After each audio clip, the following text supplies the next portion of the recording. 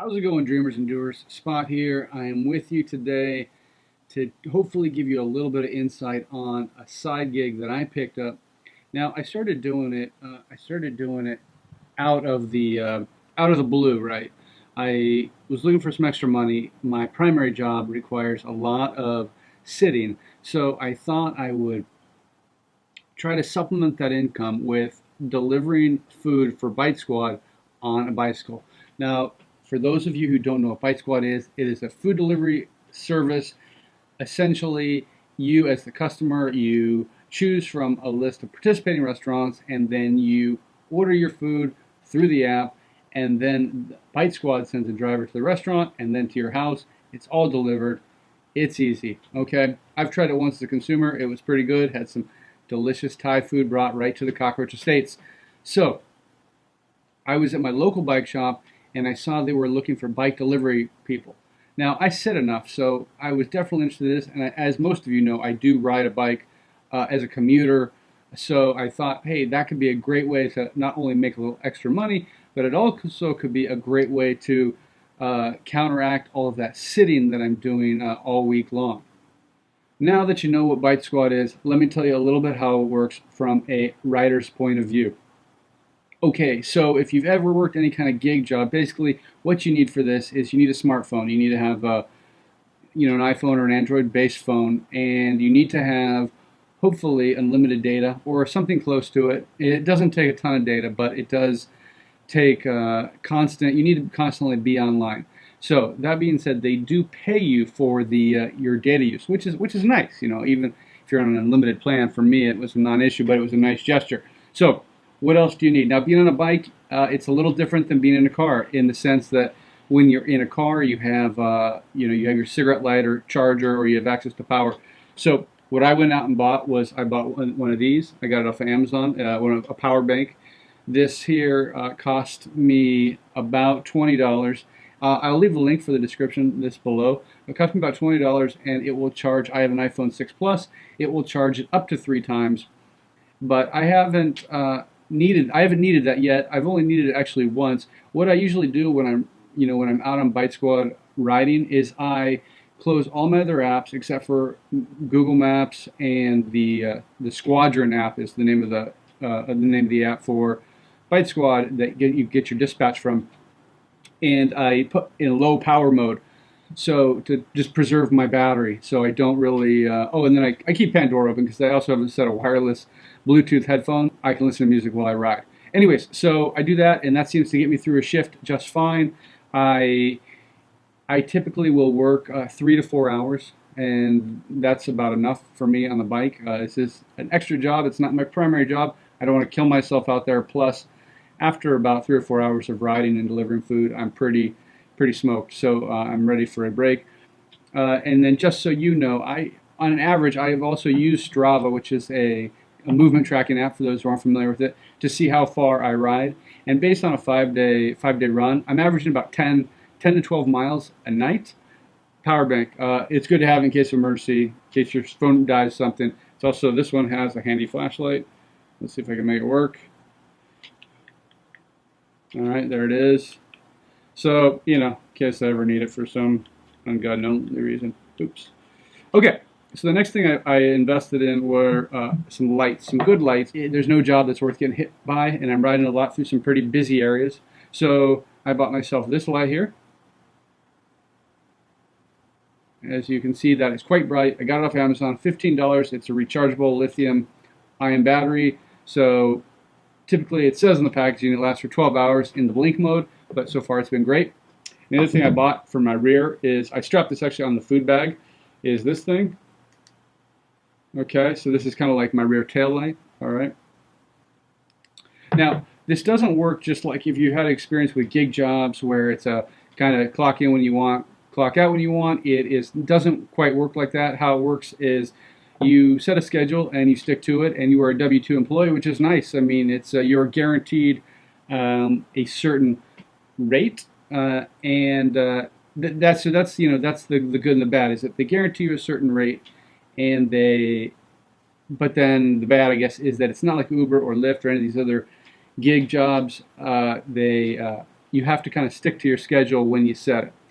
Now, I've had issues come up, like for me, I've had rain, and I've just emailed them and said, hey, it's raining, it's not safe for me to deliver, and they just take me off the schedule. So far, my experience dealing with dispatch has been fantastic. They've always been really nice whenever I've said, after working for a few hours, if I've emailed them saying, hey, my legs have had it for the night, can you make this my last run? They've always accommodated me. They've been nothing but really nice to me. Okay, so next thing that I got here is the Bite Squad. They gave me this, stretchy thing, goes over the helmet, right?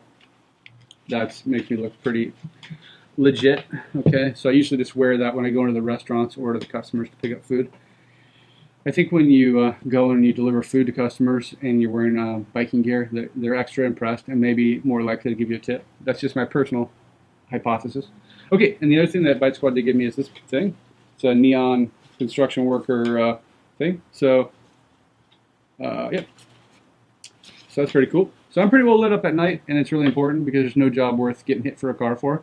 And the other thing is that I quickly realized is that, I take my time and I'm safe. I'm not, the first few nights I was like zipping through cars and all this stuff, but I realized that there's no real reason for me to do that. It's just better to play it safe, deliver the food on time, alive, etc., etc. And yeah, so there's no reason to do that. So just play it cool, and it's been good. Now let's talk about money. In my local market, and every market's a little bit different, they have what's called a guaranteed hourly rate. Now, on the weekdays during dinner, which is the only time I work, so I don't know about lunch and stuff because I don't work it, but from 5 to 9 or 5 to 8, I think it 5 to 8, I think it is. Well, your base pay is minimum wage, 10 and 15 an hour, but they have during the dinner, and I know they have it for lunch. I'm not 100% sure on the rate. I believe it's the same.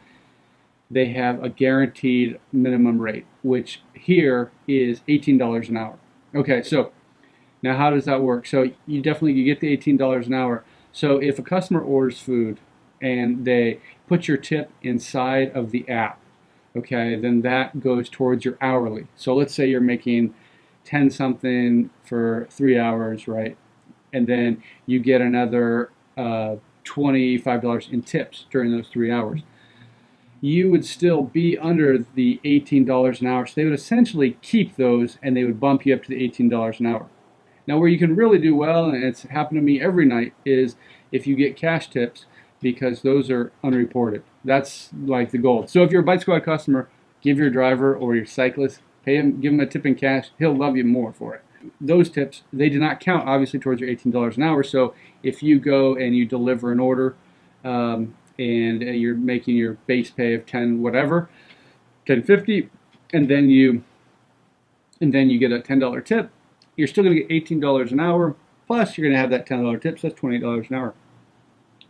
Okay, so that's, that's for me, that's great. So if you're looking to make some extra money, here are my tips for working with Bite Squad. First of all, I've had nothing but a good experience with everybody over there, management, and people in the local office here. They've always gone out of their way to accommodate me, and it's been really good. And yeah, so it's been really good. So but be clear with what you're getting into. It's not quite like Uber or Lyft if you've done any of those kind of jobs where you can come and go as you please. So when you set a schedule with them, just make sure you can stick with it. That's it. I do this strictly as a second job, extra cash. I'm trying to actually save up to buy a little extra camera equipment. So for that, I think it's perfect. Would I want to do this full time? Probably not. For 4 hours, I'm pretty well cooked. They do keep you as a cyclist. They do try to keep you in an area. Like for me, they keep me in the city core, or they keep me in Waikiki because high concentration. I think in those cases I can beat most cars in delivery time because of my taxi driving experience. I know where all the hotels are. I know where almost all the restaurants are. I just know all the shortcuts just from having a few years of driving here under my belt. So that's important. Okay, so anyway, my tips for you if you're gonna do this. Yeah, so find a schedule, stick to it. Okay, and the second is be well lit. Invest the money in lights, good quality lights. It's really important. Okay, power bank I think is pretty much an essential. You gotta have a power bank. If your phone dies for whatever reason during a shift, you're offline. You're not working any longer. So invest in a power bank. It's worth the money. Okay, now I'd also encourage you to consider about what kind of bike you're doing. I mean, the money, it sounds great, but I have a bike that I use for commuting, so it's well tuned up. It's, you know, it's well used. It's a good, decent bike. Have a decent bike doing it. I've seen people out there delivering food on the Walmart Roadmasters bikes, and it's torture. It looks absolutely like torturous. So make sure you have a bike that's suitable for doing this. I mean, you're going to be on your brakes, slamming, hitting your brakes, especially if you're in a busy area, which chances are if you're doing this by bike, you will be in a busy area.